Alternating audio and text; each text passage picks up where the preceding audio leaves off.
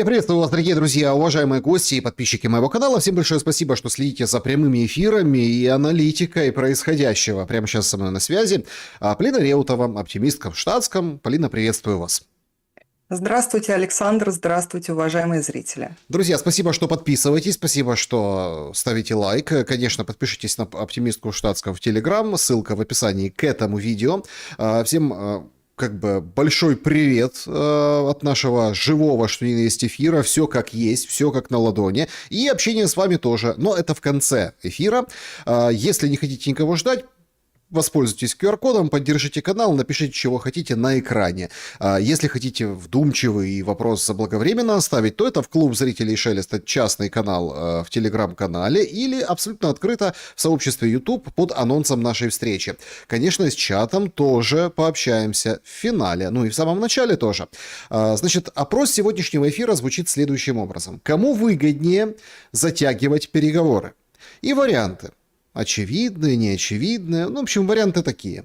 России, мол, пока воюется, пока вот такая война, пока вот так все, в принципе, можно затягивать переговоры и Трампу сказать, переговоры же идут, все нормально, в процессе, а самим воевать дальше, да, и добиваться вот этих своих целей, заявленных российской стороной.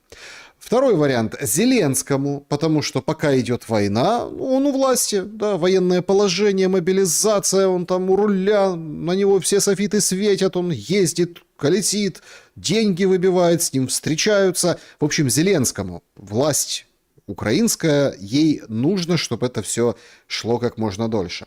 Следующий вариант. Европейскому Союзу и НАТО, потому что пока сами не воюют, пока вот это вот все, скажем так, можно припугнуть население, можно каким-то образом оправдать, что вот сейчас угроза со стороны России, вот смотрите, какая война жестокая идет, и никто тебе слова поперед не скажет, потому что, гляньте как, война же настоящая на границах Европейского Союза, фактически внутри Европы. И четвертый вариант, никому не выгодно затягивать переговоры, пора уже это заканчивать, уже сколько можно, 4 года уже будет вот-вот-вот совсем-совсем близко. Полина, начнем с этого вопроса, это понятно, дело, вопрос зрителям в конце подведем итоги, но он адресован прежде всего туманностям переговоров в Абу-Даби, потому что мы не знаем ровным счетом ничего. Кроме того, что встретились, кроме того, что там что-то обсуждали, какую-то электроэнергию от ЗАЭС, вроде какие-то планы рассматривали. Да, в принципе, и все, покушали хорошо и назначили на этой неделе опять встретиться. Так кто затягивает переговоры? Да никто сейчас их не затягивает, они идут в том темпе, в котором они были начаты. То, что вы говорите, что нам практически ничего не известно о содержании этих переговоров, я рассматриваю скорее как положительный момент, нежели отрицательный, потому что если отсутствуют утечки, а утечки, как правило, были из глобалистского кружка, либо с украинской стороны, как правило, происходили утечки именно в их прессе, именно их неназванные источники. Если сейчас утечек нет, возможно, процесс идет какой-то конкретный, с целью добиться определенных результатов. Если судить о том, что говорит российская сторона, уже было заявлено напрямую, и с учетом состава нашей делегации, которая состояла, извините за тавтологию, из военных функционеров, и в украинской делегации очень много военных функционеров, кстати, тоже было силовиков. Речь идет о механике, как, по всей видимости, вооруженные силы Украины будут покидать территорию Донбасса, которая им пока еще подконтрольна. И об этом было заявлено прямо и Песковым, и Ушаковым. Это то, о чем мы можем говорить, потому что об этом было сказано, и опровергнуто это не было. Даже когда выходил Зеленский и тоже давал комментарий касательно этого переговорного трека, он говорил, обсуждаются параметры завершения войны. Он же не может прямо сказать, что обсуждаются параметры, как мы будем выводить свои войска с территории ДНР. Конечно, он об этом сказать не может, но под параметрами завершения войны, я думаю, понимаются в числе прочего и эти параметры. О затягивании переговоров, если предметно говорить, можно сказать, кто их ускоряет. Ускоряют их американцы. И у меня есть гипотеза, почему. Не буду вдаваться в подробности, что это именно может быть, на мой взгляд. Но, как мне представляется, американские, как теперь их уже принято у нас называть, партнеры, очень хотят получить некоторую услугу от Российской Федерации, некоторую помощь на международной арене, которую Российская Федерация согласилась оказать, но при выполнении ряда параметров, которые на себя взяли как раз американцы. И это, как мне представляется, и есть тот самый пресловутый дух Анкориджа, о котором говорят примерно все, но примерно никто не понимает содержание. То есть американцы взяли на себя некоторые бремена касательно украинского конфликта. И теперь Российская Федерация ожидает от американских партнеров не просто обещаний или попыток что-то имплементировать, а конкретного результата. Я думаю, что разговор был такой. Как только будет достигнут результат по параметрам А, Б, С, мы включаемся в процесс в том виде, в котором мы с вами договорились, и, наверное, это будет на другом международном треке каком-то, я так думаю. Плюс, как мне представляется, речь идет не только об Украине, речь идет, в принципе, о Восточной Европе и о том виде, в котором там присутствует натовский или чисто американский, что практически равноценно на самом деле конгломерат, потому что большая часть НАТО, как известно, это не что иное, как Соединенные Штаты. Я думаю, что вот такая у нас история происходит. Еще я думаю, что на этот раз всегда опасения есть, что украинская сторона, обладая гигантской отрицательной субъектностью, о чем уже было сказано, по мудрым в кавычках советам из Лондона массу вещей срывает. На этот раз я думаю, что такая тема уже не прокатит, потому что, как мне представляется, были определенные договоренности у американцев со своей бабушкой Британией. Касались они, скорее всего, гренландского направления. И условились, что американцы слишком уж не кубатурят в Арктике, а британцы не мешают тем векторам, которые наметились. В Получается, частности, что в Абу-Даби. это регион не северный. Получается, у нас два таких важных региона. Это Ближний Восток и Индотихоокеанский регион. Если по Ближнему Востоку, то сегодня всех ошеломили кадры ухода и сворачивания российской армии с одной из баз вертолетных. Эта база немножко глубже, в глубине. Это не на берегу Средиземного моря, потому что в Латакии вроде как идут до сих пор переговоры с сирийцами, с вот этим новым демократическим, как его принято называть, режимом сирийским, о том, чтобы эту базу сохранить. А другие, видите, подчищают. Получается, что это тоже смахивает на какую-то договоренность. Ну, смотрите, американцы кинули курдов под каток сирийский, это видно.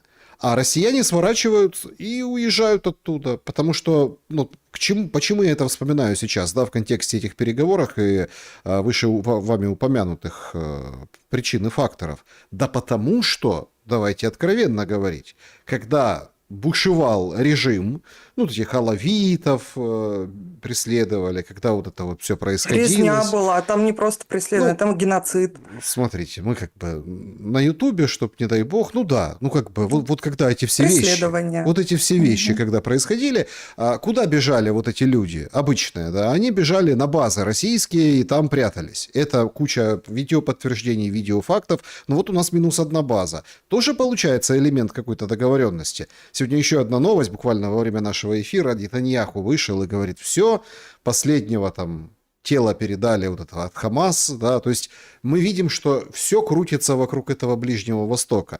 Но мне непонятно, чем, собственно, Путин может помочь, если речь идет о Ближнем Востоке, тем же американцам. Смотрите, как они куролесят вокруг Ирана.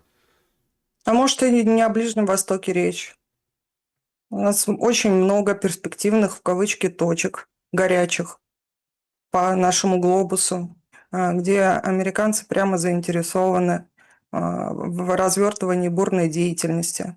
Это может быть и история с Китаем, может быть, в некоторой степени. Хотя Россия уже заявила, что Тайвань неотъемлемая часть Китая. Это было заявлено прямо. Тут разночтений нет. Может, по взаимодействию с Китаем, может быть, что-то с Дальним Востоком будет связано. То есть это места, где Россия непосредственно присутствует физически, либо присутствует неподалеку от. То, что происходит в Сирии, ну, спорный кадр, вежливо говоря, и он же к нам уже приезжал в гости, был визит, вроде все было нормально обставлено.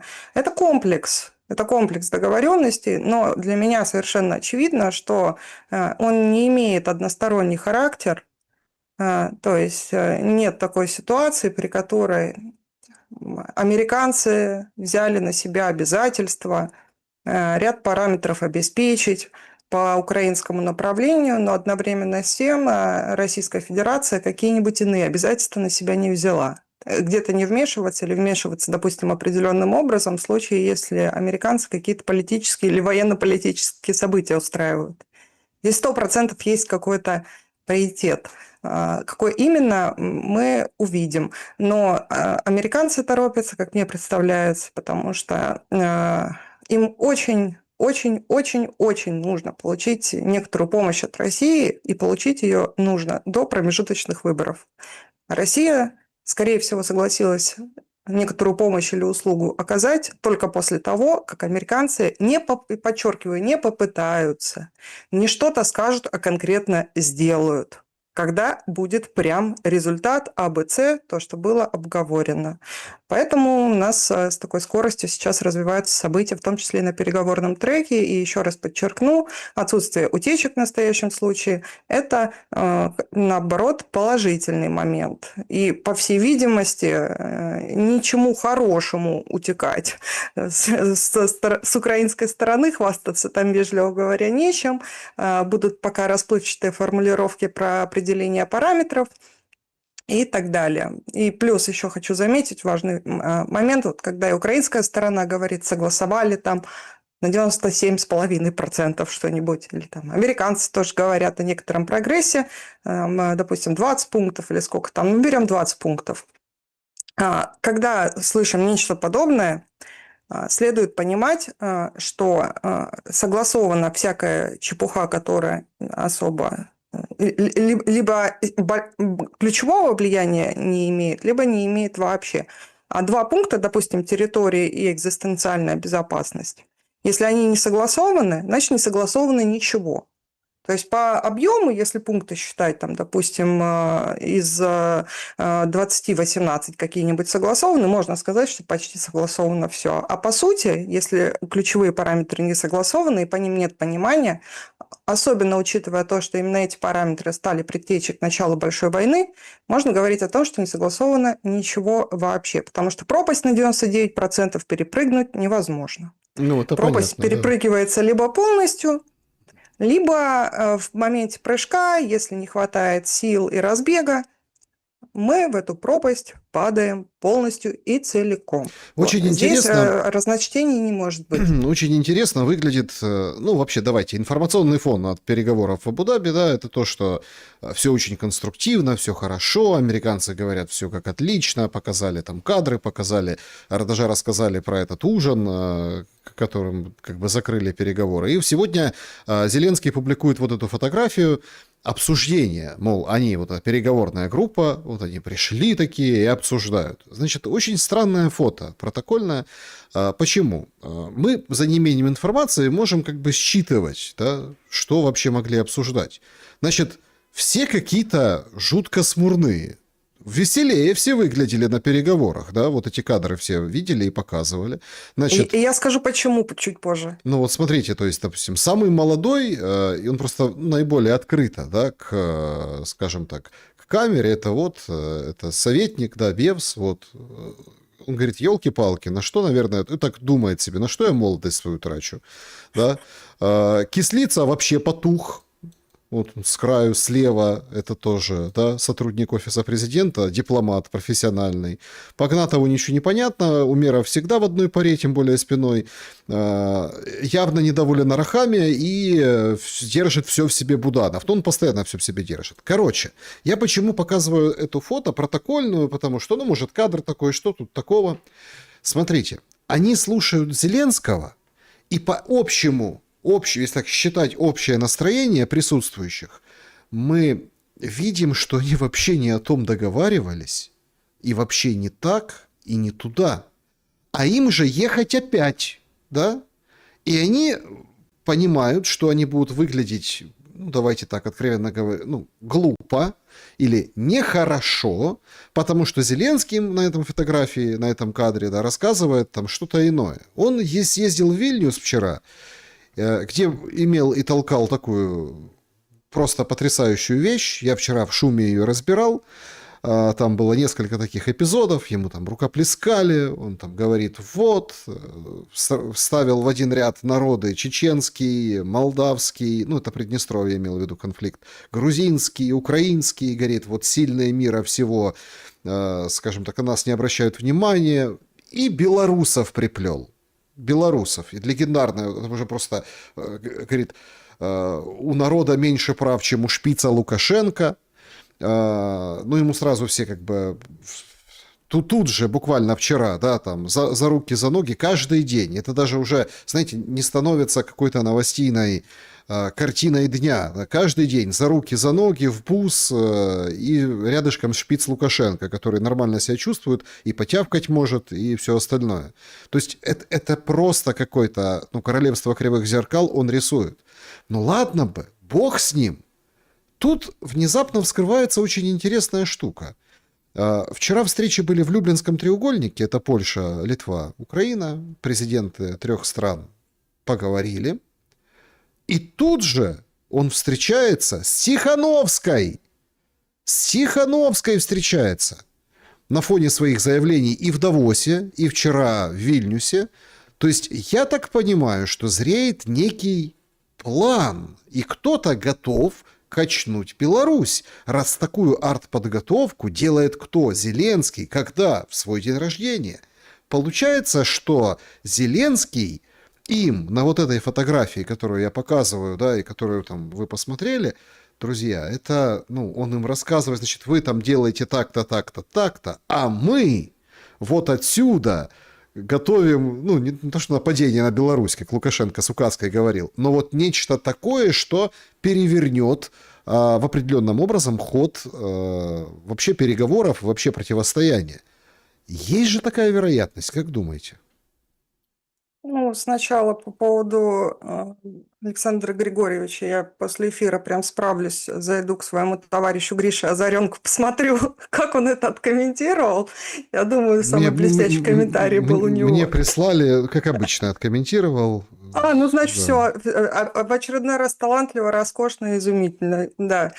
Там я представляю, как Трехэтажным образом, да. Да, Григорий молодец в этом смысле.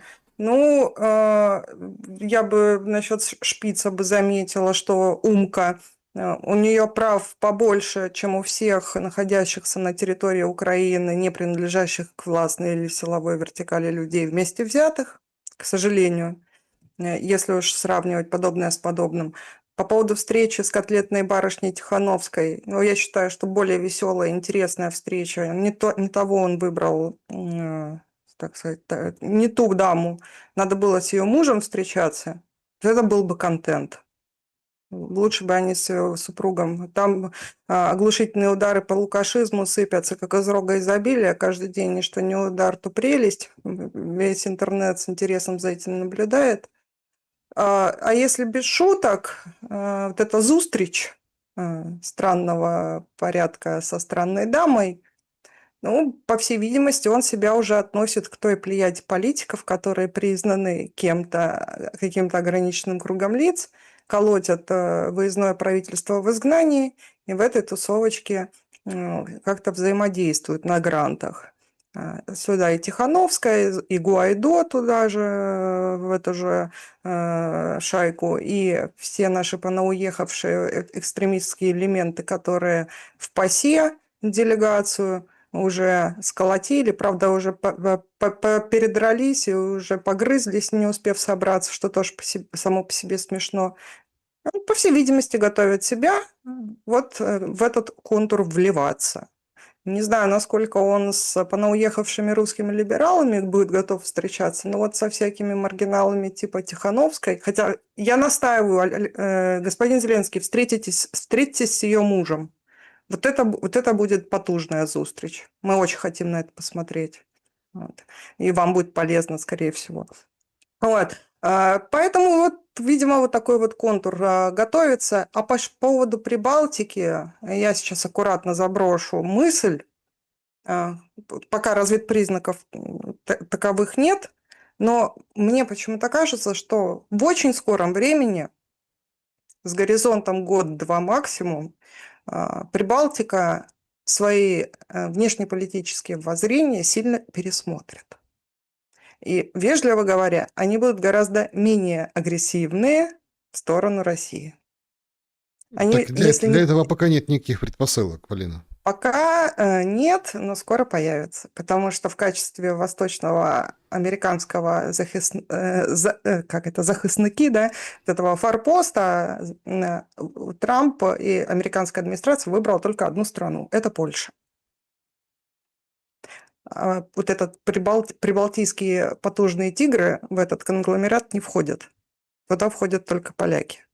Там остается и военное присутствие, и финансово-политическое присутствие. Прибалтика туда не входит. Европа этот серпентарий тянуть не может ни физически, ни финансово. И когда до прибалтийских тигров, а до них уже, очевидно, начало доходить, и я думаю, что именно это они и обсуждали с Зеленским, он не просто так туда поперся, вот именно сейчас.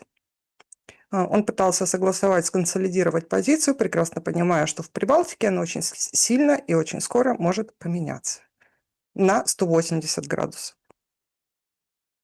Ну, такие... Посмотрим. Моя гипотеза такова. И я практически уверена, что так и будет, потому что у них не будет другого варианта, их некому... Они сами себе нарисовали угрозу, а потом они обнаружат, что от самостоятельно нарисованной угрозы у них нет защиты. Тем, кто им эту угрозу нарисовал, не способны их защитить. И обратите внимание, кстати, вчера было заявление премьера Бельгии, очень смешное, тоже по поводу Британии, что там нужно среднячковые страны объединять, куда входит Британия, Канада и Австралия. Нормально премьер Бельгии ситуацию определил, да? Это тот самый премьер, который заблокировал все чаяния и желания выдать репарационный кредит под гарантией российских замороженных активов.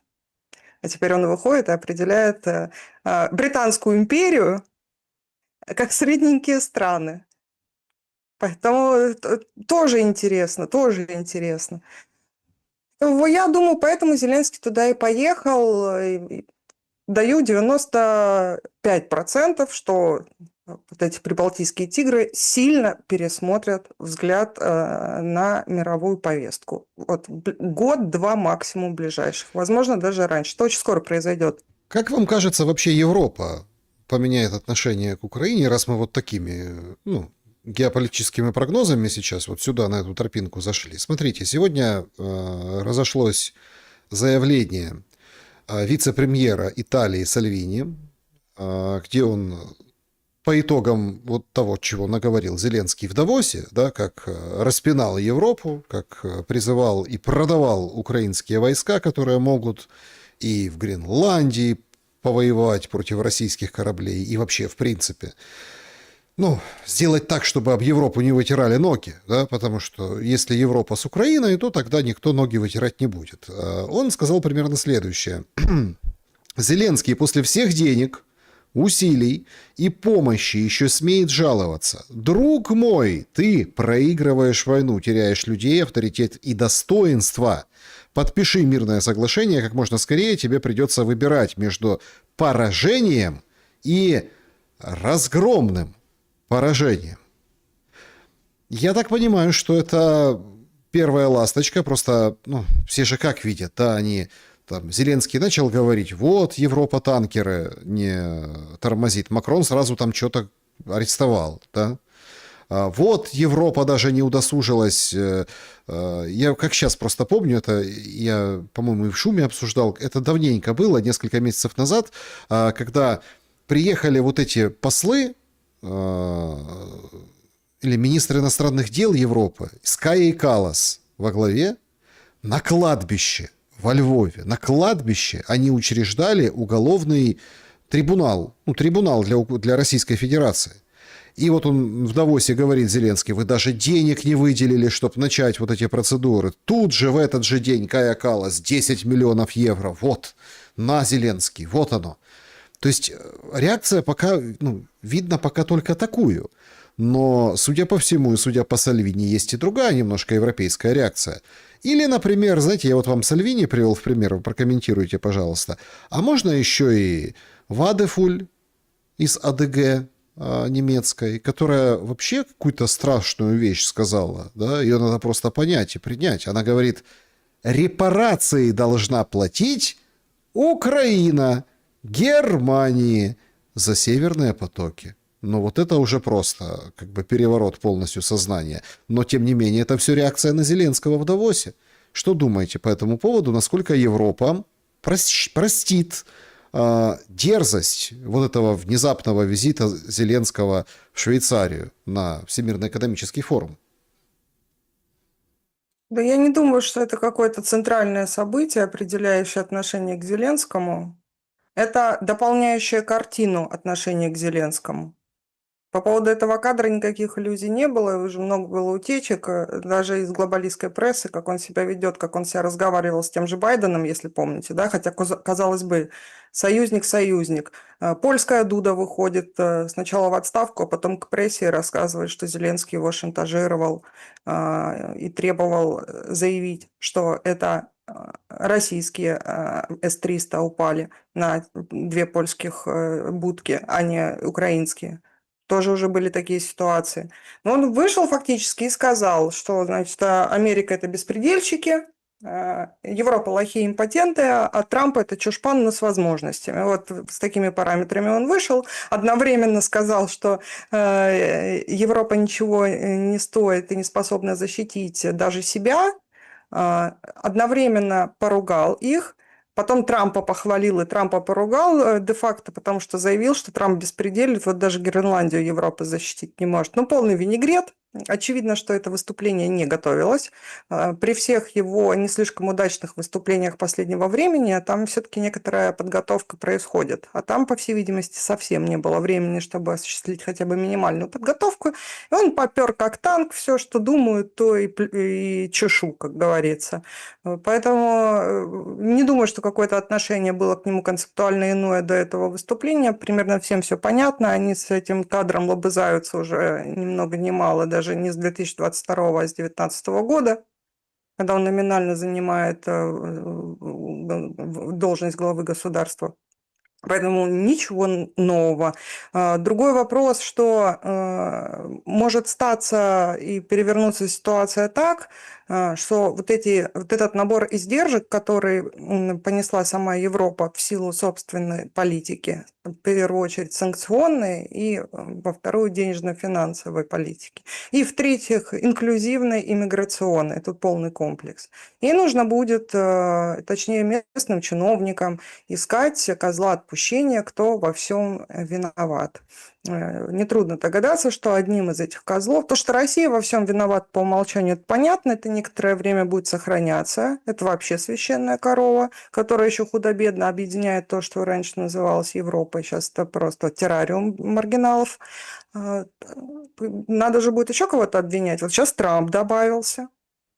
Глобалисты уже обвиняют, премьер Канады вышел, заявил удивительно, мир, основанный на правилах, оказывается, больше не существует. Да быть такого не может. Констатировал факт. Да. Это второй козел отпущения, а третий козел, которого совершенно не жалко, и он козлом и в прямом, и в переносном смысле в данном случае является, это, конечно, Зеленский. Обнаружат, что оказывается коррупция. Потом, я вас уверяю, в самом скором времени все эти кадры перечитают украинскую конституцию, обнаружат, что оказывается, он нелегитимный, так уже и столько времени. Поэтому будут доказывать, почему он узурпатор. То, что они об этом прекрасно ранее знали, просто не обращали на это внимания, это они, конечно, опустят, но будут своему народу объяснять. Потом обнаружится, что он страдает тяжелой наркотической зависимостью, будет еще куча в таблоидах, всяких сливов. Пойдет атака по полной программе. То, что даже при участии Украины в терактах на северных потоках против инфраструктуры Германии, страны НАТО и страны, которая больше всего, по иронии судьбы, беженцев приняла из Украины после начала полномасштабной войны. То, что немцы вряд ли будут обвинять Вашингтон, который напрямую на самом деле имеет отношение к этому террористическому акту, о чем это не я сказала, это сказал Владимир Путин. Я сейчас ссылаюсь на него. Он-то говорил и Такеру Карлсону в том знаменитом историческом интервью. И позднее было сказано, что это американские контрагенты спецслужбы ручку приложили, и ключевая ответственность на Вашингтоне, а не на Украине. Ну, конечно, немцы не будут обвинять. Во-первых, надо же подготовить площадку под восстановление получения энергоресурсов из России, что, я вас уверяю, очень скоро начнет происходить. Прямым или прокси-образом. Может быть, будет какой-то объединенный, уже поговаривают, что возможен какой-то консорциум объединенный российско-американский, может, под другой этикеточкой, но будет что-то таки, да, ходить и по турецкому потоку, и будут другие мощности восстанавливать, будут идти в Европу энергоресурсы. Надо же подготовить почву. Надо. Сказать, ну вот украинцы, типа единолично, да? Взорвали, вот кадра этого осудили, к ответственности привлекли. Зеленского тоже обвинят, скажут, что это он лично приказ дал. До этого тоже скоро дойдет. Но надо будет объяснить, почему будет восстанавливаться вот эти сношения торговые с Российской Федерацией в части поставки энергоресурсов. Потому что вот у нас экономика А, Б, С, Д падает, производство падает, часть вынесли уже в Северную Америку, потому что мощности не позволяют в отсутствии дешевых энергоресурсов осуществлять такие масштабные производства, там автомобиль, строение и много чего еще. На этой волне будет меняться европейская элита, она будет более фрагментарной, и Германия одна из первых пойдет в эту сторону. И хочу напомнить, что Германия потенциально и изначально была главным партнером России в Европе. Главным. Одно время туда же подключалась с теми же идеями Европа от Лиссабона до Владивостока и Франция. И во времена Владимира Путина, потом позже немножко во времена Медведева, когда там Саркози был, более-менее были нормальные отношения, были большие планы. Но одному острову, вышедшему уже из Евросоюза, такие сношения двух крупнейших экономик европейского глобального континента, потому что Россия – это часть Европы, я напомню, и самая большая часть Европы. Это Россия – это Европа. И географически, и по всем параметрам. Вот. И Германия – это страшный страх и страшный сон, глубокая интеграция Германии и России. Британцы всю дорогу с этим боролись, и исторически в том числе. Поэтому начались некоторые события, которые начали препятствовать этим интеграционным процессам. Я думаю, что они будут возобновляться, особенно в силу того, что Европа отучилась быть субъектной, отучилась. Она раньше была субъектной. Ну, это смотрите, а давайте свет, поспорим. Ну, тоже, Полина, смотрите. Отучилась она быть субъектной. Давайте будем спорить. В каком плане Давайте. спорить? В плане, Давайте. что-то Европа там что-то отучилась. Ну, вот смотрите. Отучилась. Есть же там, вот вы вспоминали там этих середнячков, Британия, Канада, Австралия. Это по мнению бельгийского премьера, да, я подчеркиваю. Смотрите, вот эти вещи, которые происходят сейчас с Трампом, вокруг Трампа, его претензии там, на Гренландию, у него же претензии есть на Канаду. Сейчас вот последние дни Трамп очень разочарован. Говорит, елки-палки, губернатор Карни. А у него же там речь была тоже на Давосе, ну, если так отсылаем к Давосу. Короче, говорит, губернатор Карни, ты чё? Продался китайцам. То есть, смотрите, под давлением Трампа... Так они же подписали там соглашение, да. То есть, под давлением Трампа, он сегодня как бы выходил, ну, сегодня у них там разница часовых поясов, наверное, вчера у них по их времени. Короче, он там выходил и говорит, вот там продукты станут дешевле. Короче, вот такой брифинг у него был, он в супермаркете с трибункой, с суфлерами стоит. Ему журналисты вопрос задают, а как вы вообще относитесь, что вас Трамп губернатором называет? А он говорит, я не слежу, мне не хватает времени за всем следить, отвлекаться, вот это там, кто что сказал, мол, типа, отстань, журналист, ерунду какую-то спрашиваешь. Но он же какой посыл давит? На него давит Трамп. Говорит, давай. Они шатают одну из провинций Канады, причем конкретно шатают. Бессент выходит и говорит, референдум давайте о присоединении к Соединенным Штатам Америки. То есть они вот уже как бы вот прямо его подшатывают. И что делает Канада, что делает канадец Карни? Он идет к Си Цзиньпину. Вот вам и ответ. Параллельно с этим Урсула что делает? Она летит в Индию. Полетела прям в Индию. Фотографии, шарфики вот эти, церемония встречи. Все так замечательно. Ах, как круто. И пошлины то 110% на автопром стали 40%. Получается, на 15 тысяч долларов какая-нибудь немецкая или любая там другая французская, итальянская машина теперь будут в Индии дешевле. То есть это прорыв на фоне торговой войны с тем же Трампом. Короче, что одни, что вторые, они как бы Трампа обходят и тянутся куда? К глобальному югу. То есть это тоже ведь тренд, который нельзя замечать. Получается, что Трамп со своим давлением может немножко передавить. Ну и тут я уже вообще не говорю, это вот эта история с Ираном, она такая... все как бы на пороховой бочке, Полина, все это видят. Но вот сегодня, буквально во время нашего эфира, вот Bloomberg выдает, говорит, Саудовская Аравия и Катар отказались напрочь, чтобы с их территории что-то летело, или там корабли с баз запускали по Ирану. В общем, они вдвоем объединились, эти страны, и говорят Трампу, Трамп, не вздумай, Трамп, не надо. Короче, у Трампа как бы есть ему ответ, просто он такой какой-то полуасимметричный, и кажется, что его могут оставить в дураках. Смотрите, хотеть можно все, что угодно. Вот Украина хочет границы 91 года, возможно, даже Кубань. Там много претензий у Украины. Она-то хочет. А может ли она?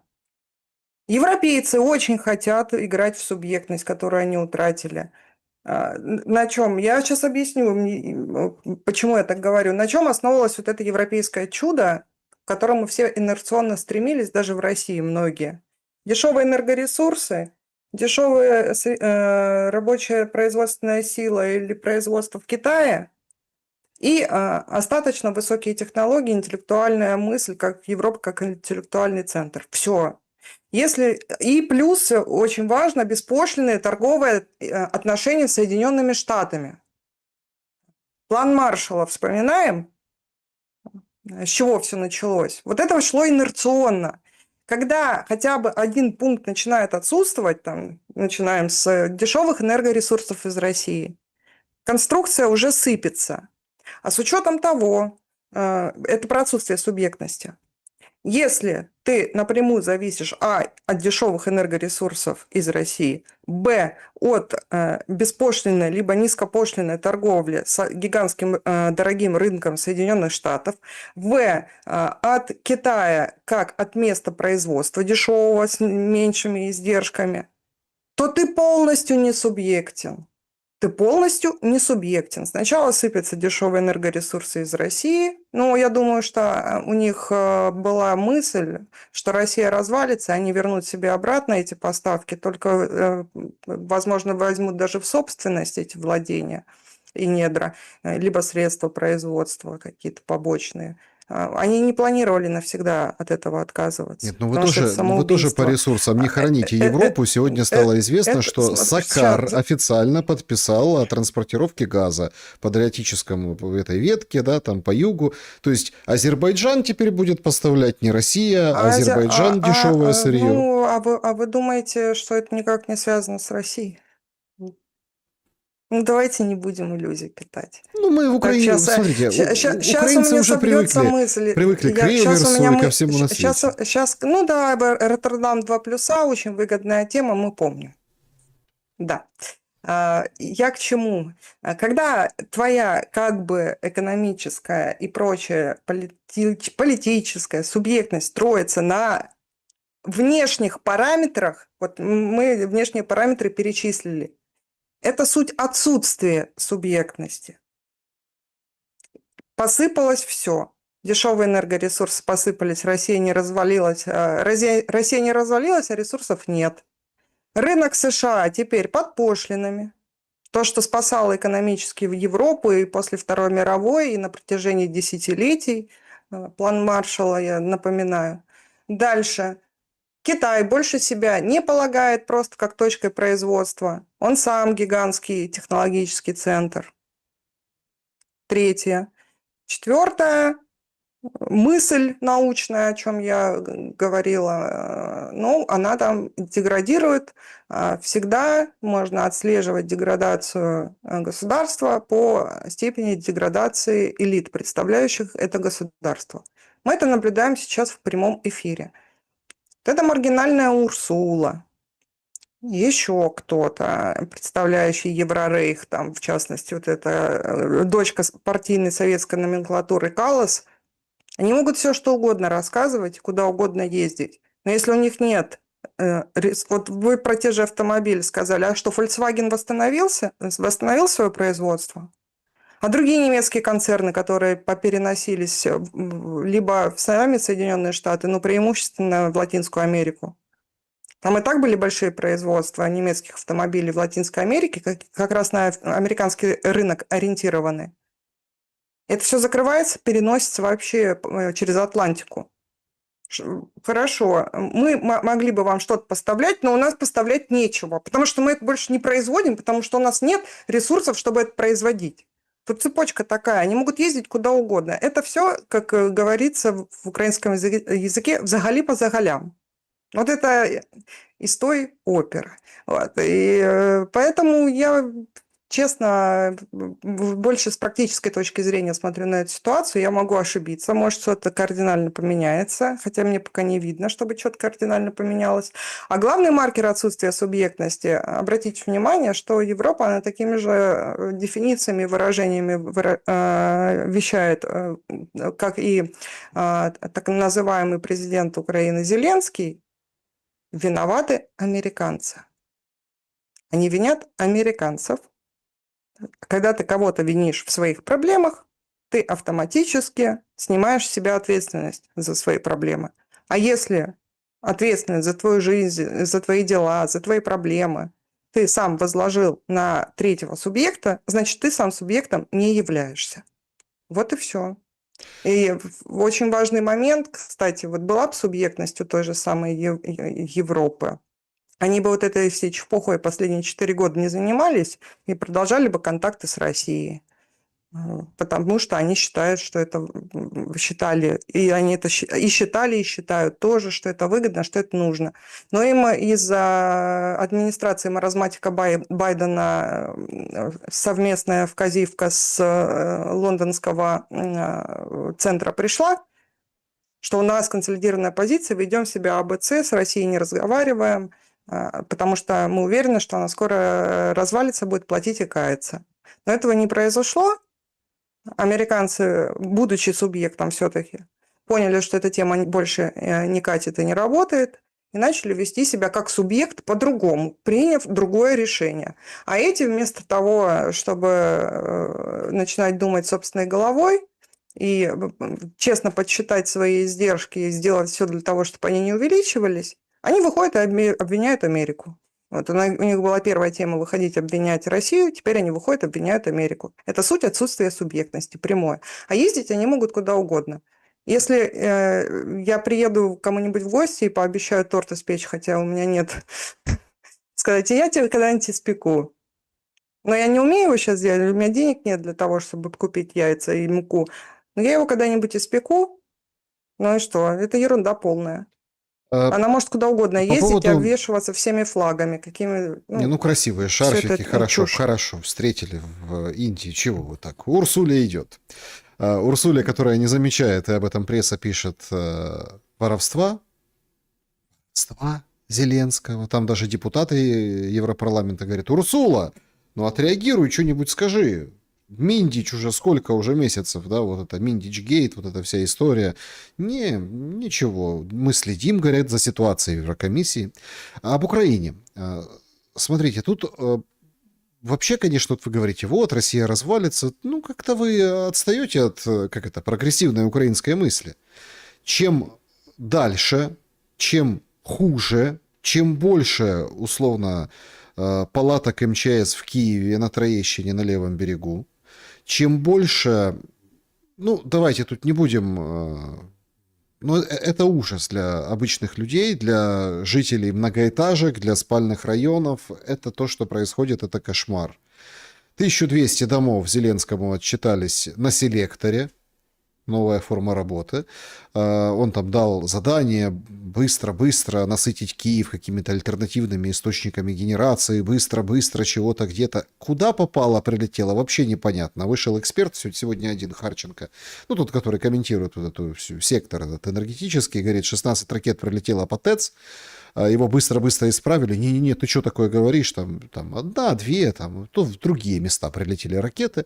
Но все понимают, что врут. Нахально врут. В Киеве тревога 4-й час. 5-й, наверное, пошел. Цены на такси с одного берега на другой, там, 2000 гривен. То есть, ну, ужас, что происходит. Да, там, $50, там, 45 долларов. То есть, это нереальные неподъемные цены. Света нет, воды нет. Дают с перебоями, отключения.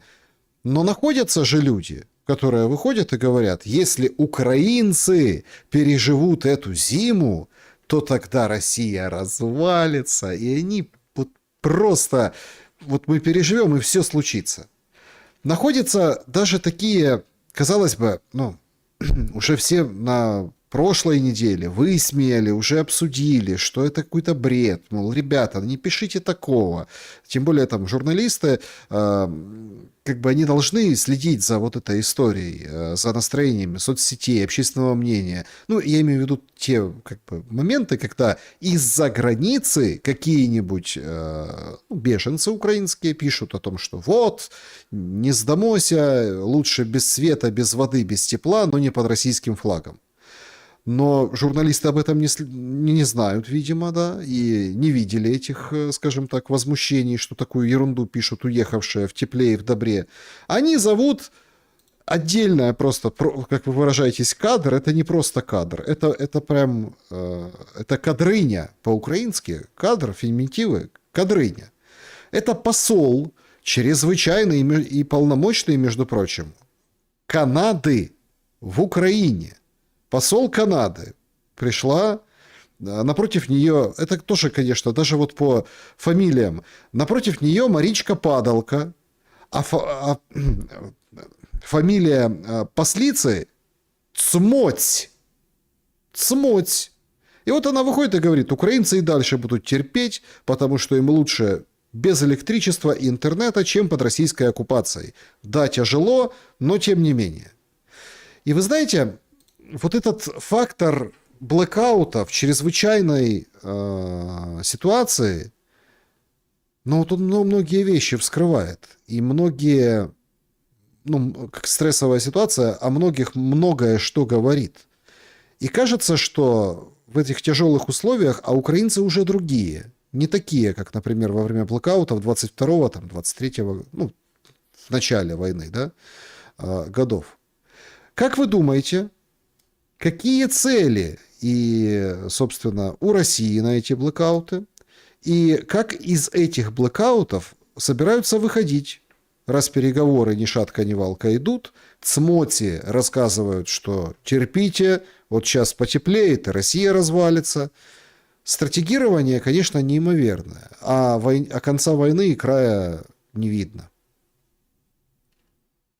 Я сегодня выложила у себя в телеграм-канале, отвечая на ваш вопрос как раз, отрывок из видео Владимира Путина, вышедшего 21, по-моему, февраля 2022 года, или 21 или 22, 21, по-моему. Там он произнес сакраментальную фразу, там близко к тексту, цитирую, «Вы хотите декоммунизацию? Ну что ж, нас это вполне устраивает». Сейчас мы вам покажем, что такое настоящая декоммунизация. Это часть той цели, которую себе наметила Украина как магистральную декоммунизация. И, кстати, идет она очень трудно. Обратите внимание, что мощности, заложенные в эту инфраструктуру еще Советским Союзом, они были запредельными и были рассчитаны на то, чтобы пережить не одну ядерную войну или как минимум очень тяжелые кризисные события. На Западе так не строят. На Западе с ограниченным сроком эксплуатации даже стратегическая инфраструктура, просто потому что это капитализм, чтобы появился потом новый подрядчик и заново условную станцию или что-то подобное построил. Советский Союз другими метриками мыслил. Строилась, как говорится, на века и десятилетия.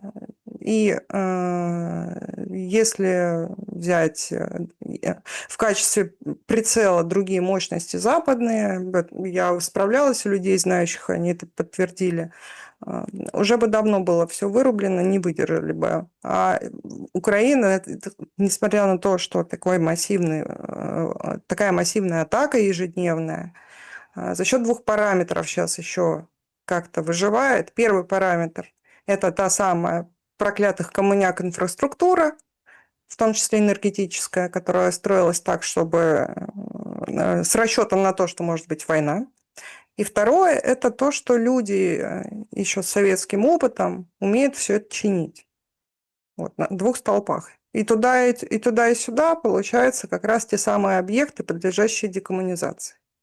Люди, которые это все чинят, инфраструктура, которая обеспечивает вот этих всех товарищей. Я сразу подчеркну, я не поддерживаю, у нас это все-таки маргинальное мнение, но оно имеет место быть периодически, когда мои сограждане радуются отсутствию там света, воды и так далее. Хочу вас заверить, что это мнение маргинальное и не столь распространенное. Я это не поддерживаю, и мы это не выбирали. Я и мои сограждане, абсолютное большинство, никакого удовольствия по данному поводу и злорадства не испытывают.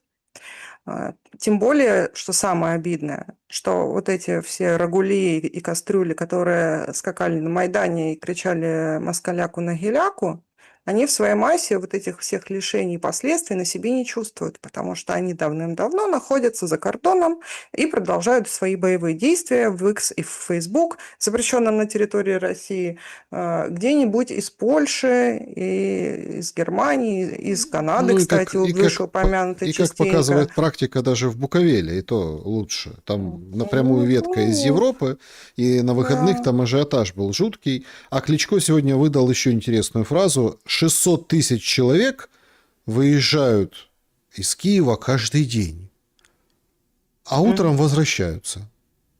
Ну, вот так, да, потому у нас, что... у нас по некоторым оценкам несколько миллионов человек ежедневно покидают пределы географические города Москвы, в какой-нибудь Одинцово, Балаших, Мытищи и даже до Вязьмы многие ездят, там живут и работают в Москве, несколько миллионов тоже.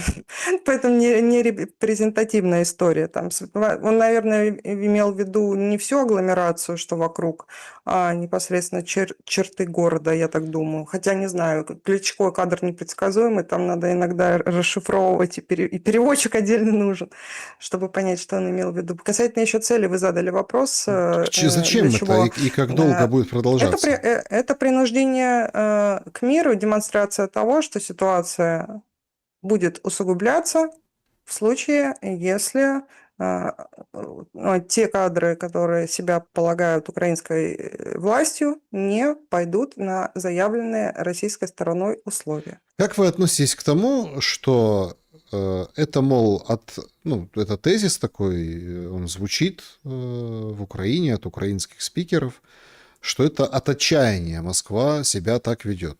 Мол, на поле боя не получается, добиться своих целей не выходит, и поэтому надо гасить свет, терроризировать мирное население. И это потому, что нет других рычагов у Москвы для того, чтобы там победить в войне. Вот побеждают мирное население.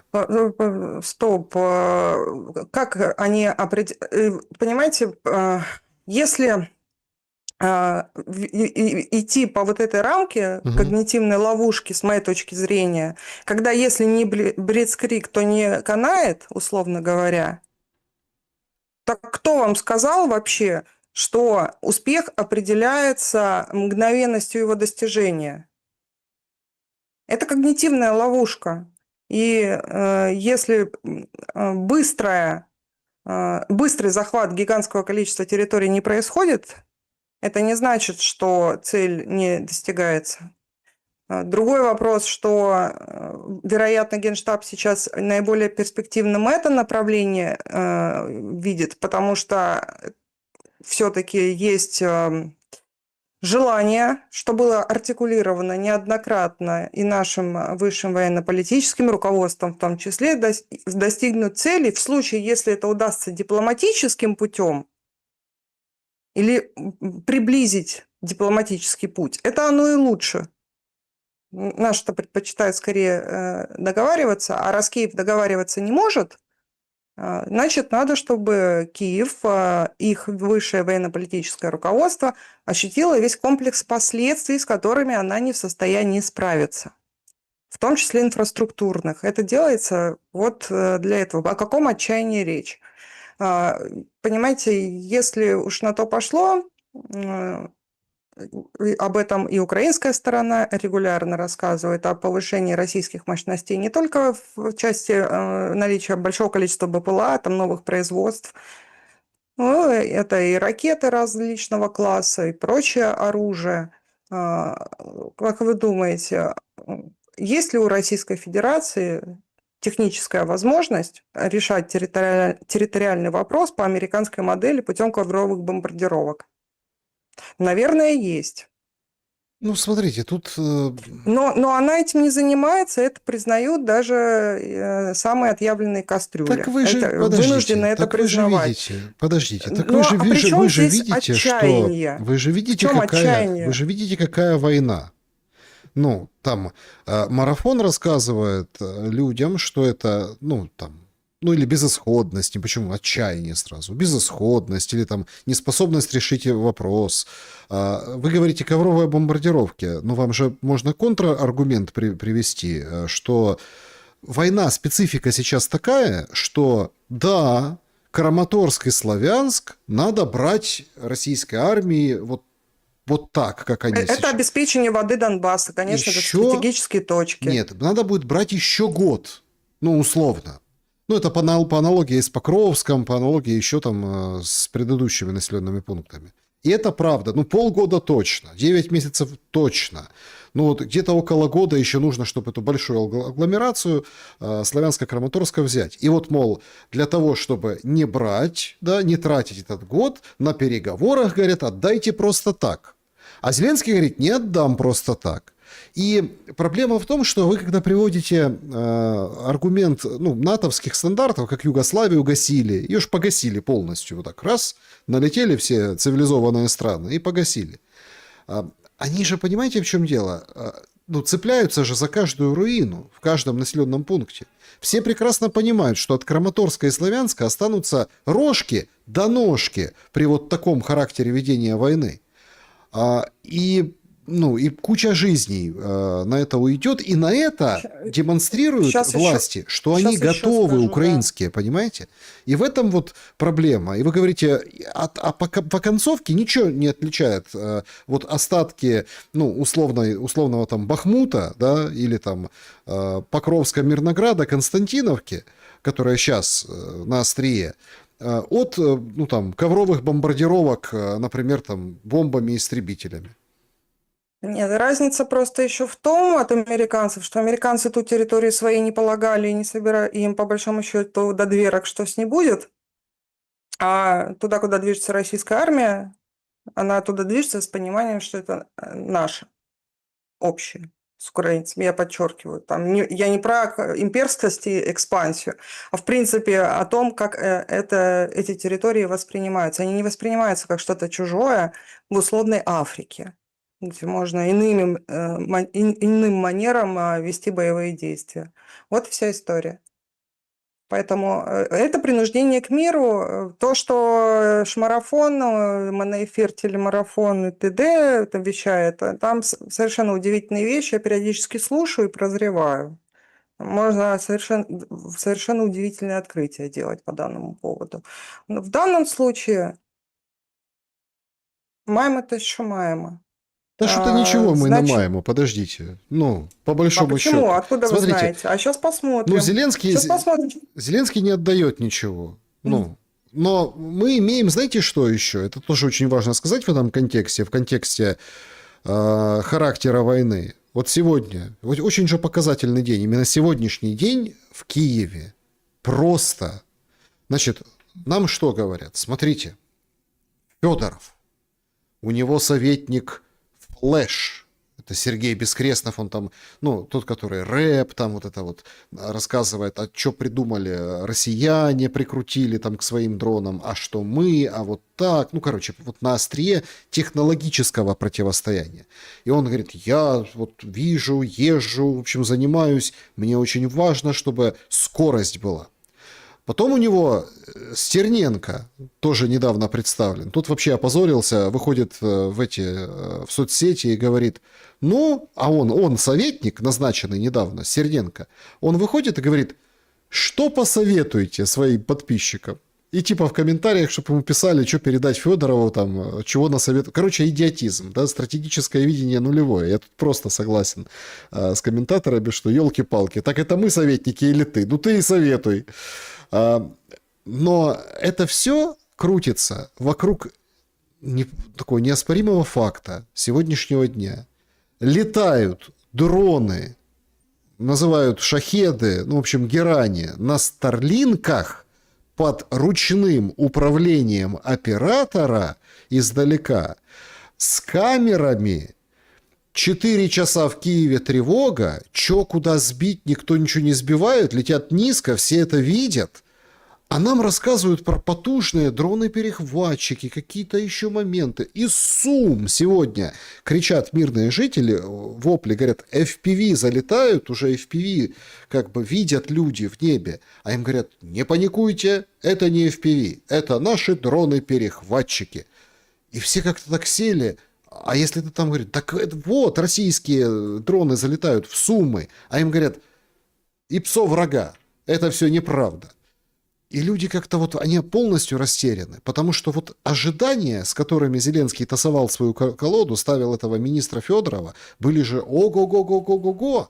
А так 4-й час летают, ходят как у себя дома эти герани с камерами на пульте управления, под старлинками Илона Маска и высматривают новые цели. И никто их как бы до путя нормально не может по ним отработать.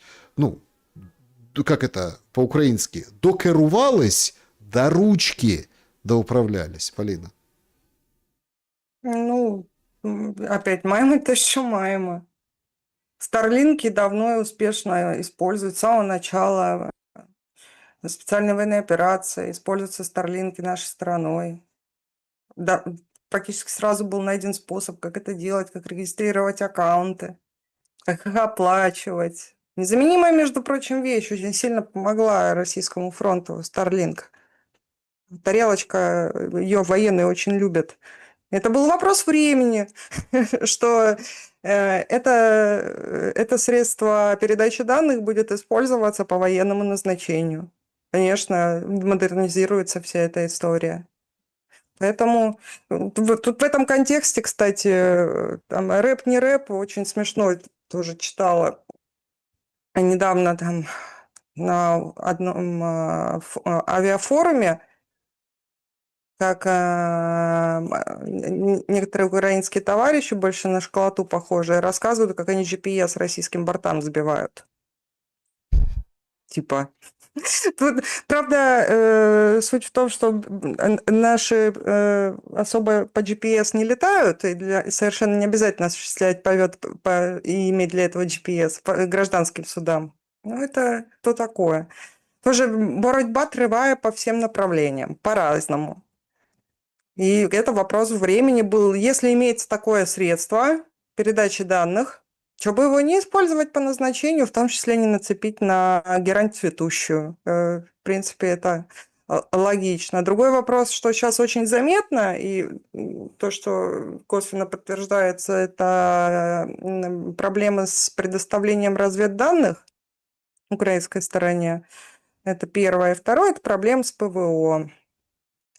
Когда уже, как у себя дома, целый рой может залетать беспрепятственно и разведывательного, и боевого характера, и отрабатывать по целям. Это вещь совершенно очевидная. Ну, еще добавим из рубрики «Маємо те, що маємо», это вот свежий пост. Есть такой Кирилл Тимошенко. Значит, его вернули в обойму власти. Он там писал, ездил там, ни на чем полагается, короче. Но его вернули, да? Это просто нечто. Сторис Тимошенко. Внимание, важно, репост. Срочно. Разыскиваются модульные котельные контейнерного типа в Украине. Мощность от 500 киловатт, топливо любое, срок поставки до 5 дней, быстрый монтаж. Прошу писать в личные сообщения с конкретными данными, предложениями, со всеми характеристиками. Если вы знаете тех, кто занимается таким видом, отмечайте, в общем, в комментариях. Все будет Украина. И, знаете, есть такой... Ну, сразу было видно, какие-то, ну, правда, дети в кедах. Ну, идет война. Он в соцсети ищет котельные. Причем видно, и все адекватные люди понимают, что дефицит после ударов, нечем ремонтировать. Да? Запчастей мало. Но, конечно, как это, лайк, подписка, репост, они, наверное, спасут. И кто-то где-то увидит, у кого-то дома завалялась какая-то котельная 500 киловатт. И он, конечно, Кириллу напишет, что вот, мы готовы, у нас есть, давай сбагрим. На OLX или там на маркетплейсах еще только осталось поискать. Это же дно управленческой во время войны, управленческого звена. Это же просто обнажило какие-то... ну, идиотские подходы ко всему, понимаете? Но вместе с этим, ну, войну никто не хочет останавливать. Ну, до последнего тоже аналогия такая, по масштабам несопоставимая, но вплоть до самых последних дней тоже Великой Отечественной войны, еще когда сепаратные переговоры разные проводились, немцы тоже не особо, чтобы сильно хотели войну останавливать. Не народ, я имею в виду, а нацистская верхушка.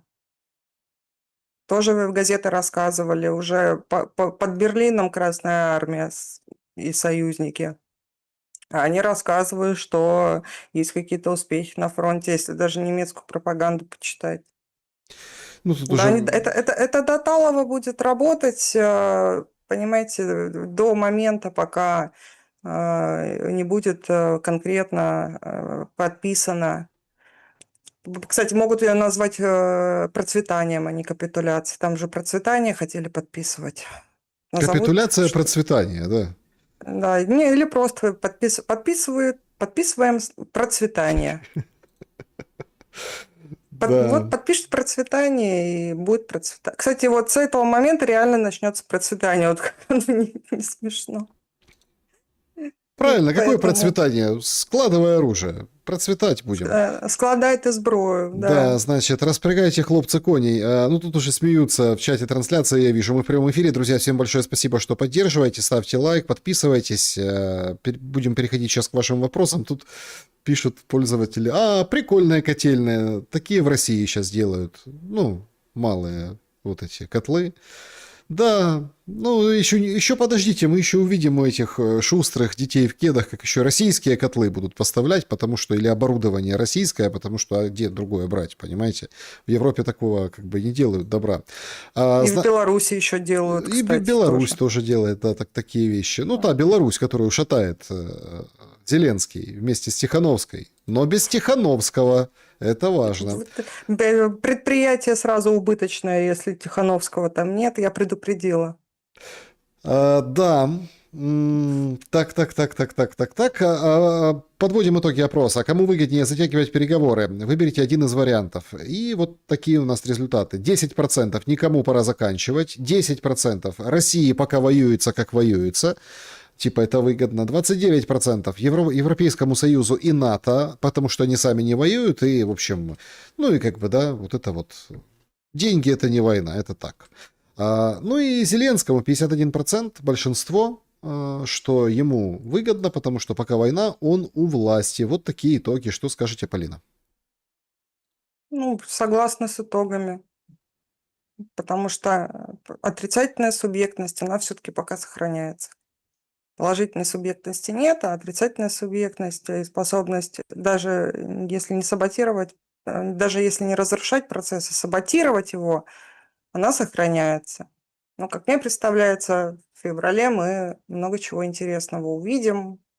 Начнется все с Верховной Рады, по всей видимости. Начнется этап трансфера власти, от которого Зелебобику не отпетлять никак. Поэтому со своими будущими коллегами по правительством в изгнании в лице Тихановской Гуайдо еще на этом сходнике не хватало. Я думаю, он наверстает тоже и с ним встретиться. Поэтому уже и налаживают контакты, взаимодействия продуктивные. О, господи, Рютте! Выполз у них сегодня сейшен, украинцы поехали на заседание, ну там комитеты, в общем. Выходит Рютте и говорит, если кто-то думает, что Европейский Союз или Европа в целом могут защитить себя без США, продолжайте мечтать. Вы не можете, мы не можем. А? Ну вот и все. Не, а что... Потужно, Полина! Так потужно, так прикол-то в том, что он правду сказал. Потужно! Понимаете, в чем дело? Вот поэтому прибалтийские тигры свои взгляды на жизнь очень скоро пересмотрят. Это будет самое неожиданное переобувание в полете. Вот я прям вангую, скриньте, запомните, максимум 2 года. Я хотя думаю быстрее. На этой Рютте, же почве будут выходить удивительные заявления из Вильнюса делать. Рютте, конечно, выдал, да. Это вот только что появилось, это, скажем так, это прямая речь. Перейдем к вашим вопросам. Поехали. Сообщество YouTube, пишите в чате трансляции, в режиме Блиц ответим. Так, вот такие у нас сегодня вопросы для Полины. Поехали. Во время Великой Отечественной войны Александр пишет: наш народ познал и блэкаут, и морозы. В песне «Землянка» есть слова «Мне в холодной землянке тепло от твоей негасимой любви». Также были популярные песни «Темная ночь», «Валенки». Вопрос. Почему за эти песни никто не троллил Утесова, Русланову, Бернеса? Потому что целеполагание было, наверное, другим. И эти песни писали те люди, которые испытывают те же лишения, которые испытывает вся страна. Воевали, И конечно, да. вот и все.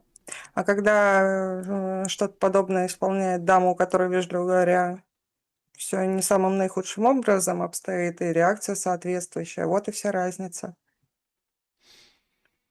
Мне вот интересно, почему ТЦК хватают сведомых, не трогают иудеев. Это как называется, спрашивает пользователь. У вас почему-то. Не знаю. Мне кажется, ТЦК трогает всех, кто им бабку не заплатит. Либо у кого нет как это, брони, или как это называется. И то там сейчас аннулируются они в промышленных масштабах уже. Поэтому, мне кажется, ТЦК всех трогают прекрасно совершенно. Кого поймают, тех и трогают. Пока им бабку не заплатят за то, чтобы немножко гривен, чтобы не трогали. Или долларов. Мгм. Так, дальше. Добрый вечер, Полина. Простой вопрос.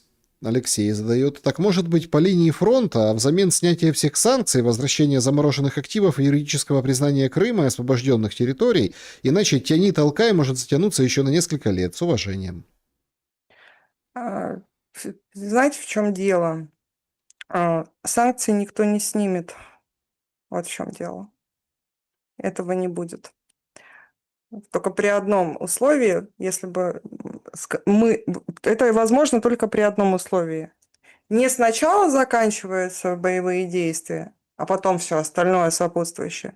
А сначала набор вот этих сопутствующих обстоятельств, включая снятие санкций, признание юридических принадлежностей новых исторических, правильно не будет говорить, территорий Российской Федерации под ее юрисдикцией, а потом окончание боевых действий. Вот в таком порядке это возможно. В ином порядке нет, потому что мы горьким опытом научены, что западным партнерам доверять нельзя. И, допустим, даже если американцы некоторую часть санкций снимут, Европа в этом смысле, как и Украина, она тоже сохраняет гигантский элемент отрицательной субъектности. Очень много санкций завязано на финансовую систему Евросоюза, например, или отдельных западных стран. Там, это как конгломерат их большой. Без их работы в том же направлении, работа в данном направлении Соединенных Штатов в ряде институций, она не имеет никакого смысла. Поэтому мы прекрасно понимаем, что санкции сняты не будут. То есть здесь уже пресуппозиция содержится заведомо невыполнимая. Не будет этого. Не будет этого. Будут модернизироваться рынки, маршруты. Это уже начинается в новых условиях экономических. Но чтобы вышли и сняли несколько десятков тысяч санкций одним махом или хотя бы какую-то существенную их часть, этого не будет. Там, собственно, Европа, она прямо об этом говорит, и когда американцы там ряд решений предлагали, там по тому же Россельхозбанку, например, Европа вышла и сказала, нет, мы этого делать не будем, потому что без европейского участия американцы этот параметр выполнить не могут. Например, вот когда были первые встречи. Поэтому так не работает. Мгм. Александр спрашивает, микроорганизмы аэробы живут за счет кислорода. Анаэробам кислород вреден. Что полезно для настоящего человечества? Коммунизм или капитализм? Если обои системы не подходят, то что вместо? Спасибо за ответ. Ну, знаете, я оба два явления полагаю в своем совершенном виде как некоторые утопии, которые невозможно реализовать. Только в литературе можно описать как-то даже, может быть, скорее даже в художественной какой-нибудь. Комбинация, надо взять все лучшее из социальной модели государства и из моделей капиталистического строя. Свободные рынки, но при этом, наверное, работа антимонопольных служб. Ну, вот у нас в России это происходит последние годы, например. Вот. Плюс какое-то государственное участие с тем, чтобы были люди заинтересованы в преемственности рынка. Поэтому в крупных корпорациях стратегических там не только оборонка, допустим, авиастроение, то, что мне близко в данном случае, это отрасль, да, там серьезное участие государственное.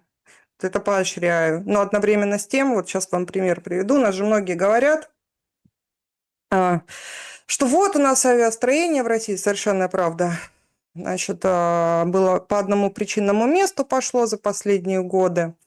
Так-то оно так, но на что мы сейчас замахиваемся, на полный цикл производства, даже не широкофюзеляжного, среднемагистрального МС-21, в настоящем случае это, ну, не буду бросаться словом невозможно, но крайне затруднительно, потому что мы как раз в эту глобализацию вошли, и даже крупнейшие концерны, Boeing и Airbus, они не являются чисто американскими или чисто британо-французскими концернами. По всему миру сосредоточены производство запчастей, материалов композитных. Гигантская часть, кстати, Боинг использовал и из российской экономики тоже, между прочим. То есть Боинг – это и российский самолет отчасти. Вот пример привожу.